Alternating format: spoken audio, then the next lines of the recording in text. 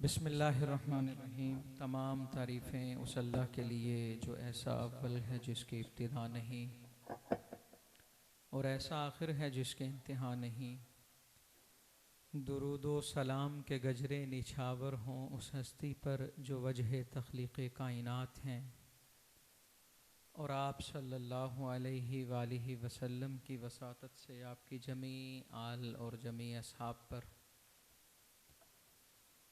निशां यही है ज़माने में ज़िंदा कौमों का कि सुबह व शाम बदलती हैं उनकी तकदीरें।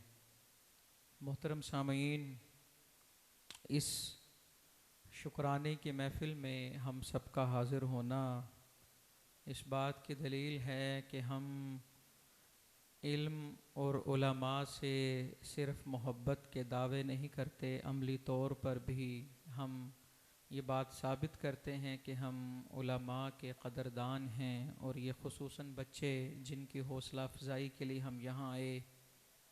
एक पैनल वो है जिन्होंने कुरान मुकम्मल किया, एक वो है जिन्होंने उलूम दीनिया का जो मुरव्वजा एक तरीक़ा है उसको पार किया। और ये बात ख़ुसूसन इनके ज़हन नशी इन्हें कराने के लिए कि ये न समझें कि मंजिल पा ली है, मंजिल अभी बहुत दूर है। ये एक संगे मील है जो इन्होंने तय किया। कुरान के हवाले से तो अल्लाह ख़ुद कुरान में कहता है, वलक़द यस्सरनल क़ुरआन लिज़्ज़िक्रि फ़हल मिन मुद्दकिर। हमने कुरान को याद करने के लिए आसान कर दिया, है कोई याद करने वाला? कुरान याद करना बड़ा आसान है, लेकिन कुरान याद रखना बड़ा मुश्किल है। इसी तरह उलूम दीनिया का एक सफ़र तय करना ये आसान है, फिर उस पर कारबंद रहना बड़ा मुश्किल है और उस पर कायम रहना बड़ा मुश्किल है। मुनीर नियाज़ी ने बहुत खूब कहा कि एक और दरिया का सामना था मुनीर मुझको, जब एक दरिया पार करके देखा। और अल्लामा इकबाल ने कहा कि सुकून मुहाल है कुदरत के कारखाने में, सुबात फ़कत एक तगय्युर को है ज़माने में। इसका मफ़हूम आसान लफ्ज़ों में यूँ समझ लें कि पानी खड़ा रहे ना तो गंदा हो जाता है, और पानी चलता रहेगा तो पाक रहेगा और उसके अंदर गलाज़त नहीं आएगी।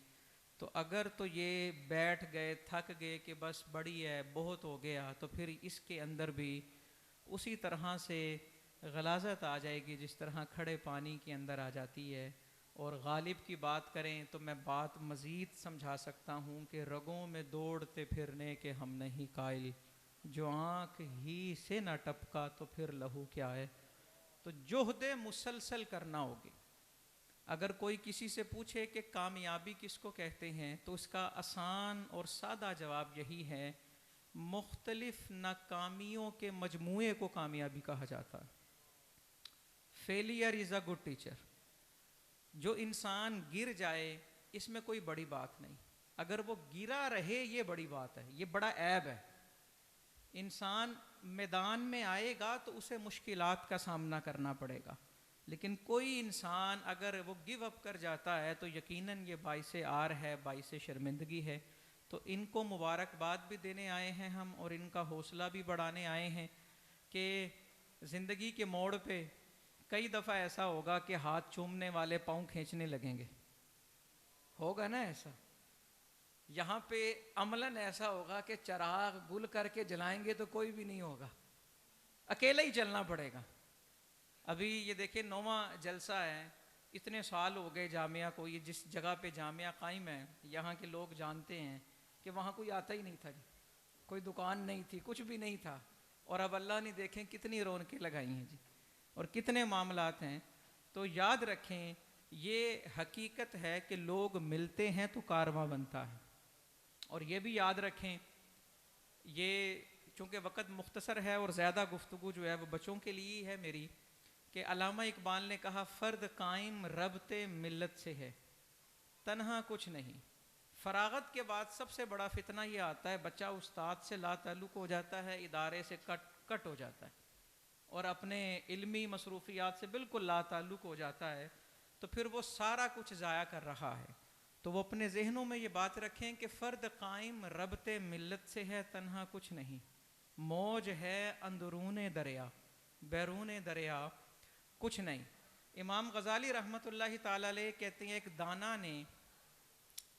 एक दाना से किसी ने पूछा कि कौन सी चीज़ ज़ख़ीरा करनी चाहिए, क्या चीज़ जमा करके रखें। तो वो फरमाने लगे, वो चीज़ जमा करो कि जब तुम्हारी कश्ती डूब जाए तो वो तुम्हारे साथ तैरने लगे। कश्ती डूबने का मतलब कुछ भी ले लें, आसान लफ्ज़ों में मौत ले लें, और साथ तैरने का मतलब ये है वो इंसान के काम आए। बंदा मोबाइल लेके खड़ा हो ना, तस्वीर बना रहा हो, ठोकर लगे तो अपनी जान जाने से ज़्यादा मोबाइल की परवाह होती है। वो एड्डा महंगा ले तो किस्ता भी नहीं पूरी हुई हैं। और मौला अली अपने शागिर्द को कहते हैं, कुमैल बात याद रखो, इल्म जमा करो माल छोड़ दो। कहा जी उसकी हिकमत क्या है? कहा सीधी सी बात है, इल्म जमा करोगे तो इल्म तुम्हें बचाएगा, और माल जमा करोगे तो तुम्हें माल बचाना पड़ेगा। और कुमैल माल खर्च करने से कम हो जाता है, इल्म खर्च करने से कम नहीं होता। और ये बात भी हम जानते हैं कि बातें करना बड़ी आसान होती हैं, लेकिन उस पर अमल करना बड़ा मुश्किल काम होता है। बात आसान है लेकिन उस पर अमल करना। इल्म का पहला करीना ये है कि इंसान इस बात का एतराफ़ करे कि वो कुछ नहीं है। ये बात समझना बहुत ज़रूरी है जी।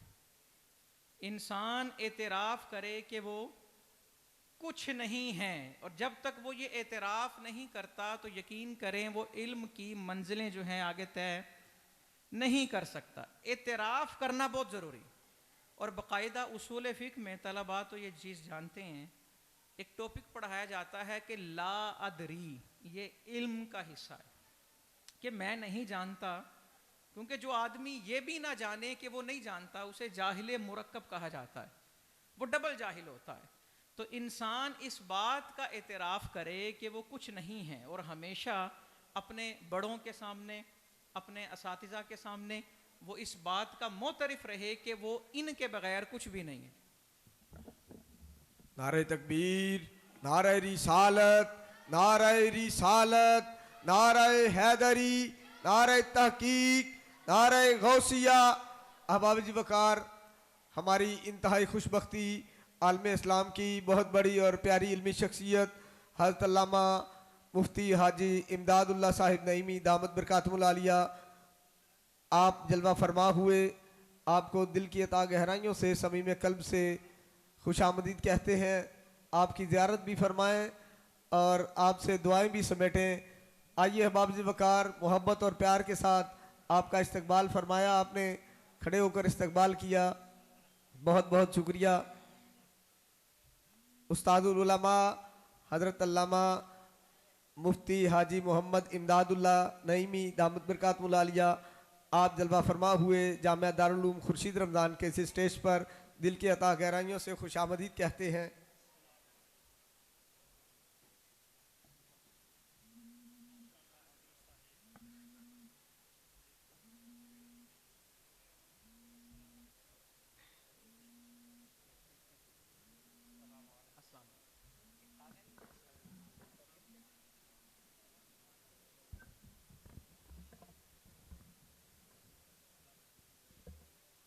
तशरीफ़ रखें जी तमाम अहबाब।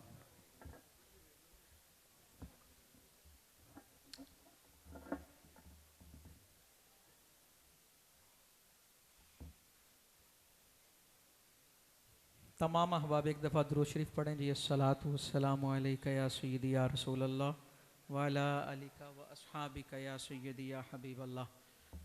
मोहतरम सामीन, बस अभी कुछ ज़्यादा देर में हाइल नहीं होने लगा, गुफ्तगू मुकम्मल करने लगा हूँ।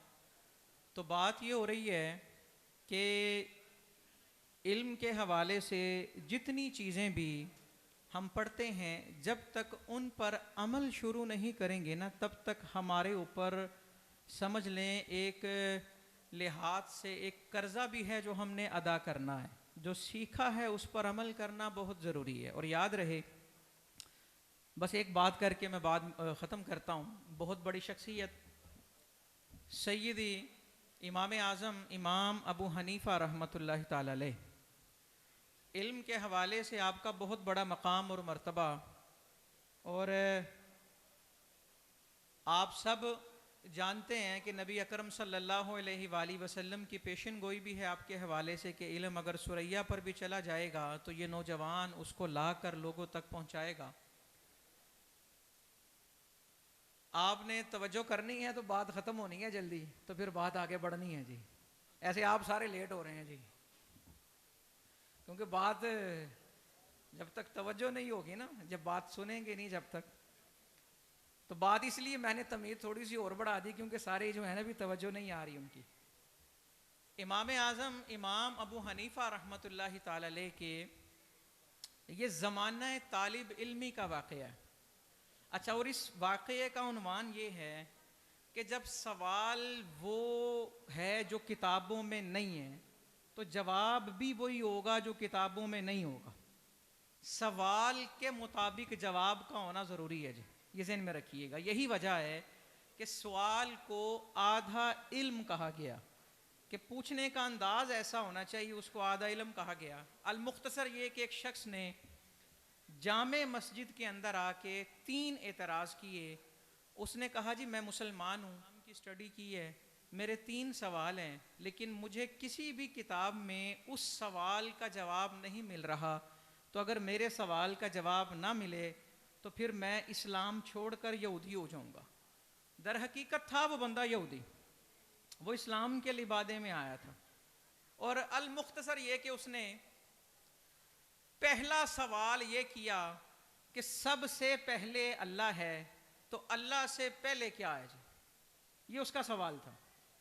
बड़ी मस्जिद से बात शुरू हुई और शुरू होते होते बादशाह के महल तक चलेगी। बड़ी बड़ी किताबें आ रही हैं, बड़ी बड़ी चीज़ें आ रही हैं, लेकिन वो मुतमईन नहीं हो रहा और अकली दलाइल जो हैं उसे कायल नहीं कर पा रहे। हत्ता के बादशाह ने उसे अपना मेहमान बनाया और कहा जब तक तेरे जवाब नहीं देंगे ना तो तू हमारा मेहमान है। वो बादशाह के साथ बैठता था कुर्सी पे, बड़े बड़े उलमा आए। अल खैर मुख्तसर कर रहा हूँ, किसी ने ना कहा कूफे का एक तालिब इल्म है, उनका सुना है इल्म में बड़ा मकाम है और वो इस तरह की चीज़ों को हैंडल करना जानते हैं जी, उन्हें अल्लाह ने बड़ी दानाई अता की है। तो बादशाह ने कहा इतने बड़े बड़े कुछ ना कर पाए, वो क्या करेगा? तो वजीर ने यही कहा कि बादशाह सलामत वो कुछ करे ना करे, वक्त तो गुजरेगा ना। अब बात देखिएगा कि इल्म कितनी बड़ी चीज़ है और कितनी बड़ी दौलत है। महफिल लग गई, इमाम आज़म अबू हनीफा आ गए, सामीन मौजूद हैं, बहुत बड़ी तादाद। अब बादशाह ने कहा कार्रवाई शुरू करें। इमाम साहिब फरमाने लगे कार्रवाई बाद में होगी, पहले हिफ्ज़े मरातिब चाहिए। पहले क्या चाहिए जी? हिफ्ज़े मरातिब, दर्जे का ख्याल रखें, जिसको जहां होना चाहिए उसको वहां रखें। बादशाह ने कहा क्या मतलब इसका? कहा जी आपके पहलू में जो बैठा है वो कौन है? कहा वो साइल है। साइल होता है मांगने वाला। और कहा जी मैं कौन हूं? कहा जी आप मुजीब हैं, मोती हैं, देने वाला। तो कहा बताएं बैठेगा देने वाला या मांगने वाला? अब ये बात जब हुई ना तो सबको हौसला हुआ कि लगता है कि बात बन जाएगी, क्योंकि ये वो बातें हैं जो इंसान अपनी अकल और फहम और फरासत से करेगा। वो खड़ा हो गया, इमाम साहिब तशरीफ फरमा हुए। अब आपने कहा अब बात ठीक है, अब पूछो क्या पूछते। उसने कहा जी अल्लाह से पहले क्या है?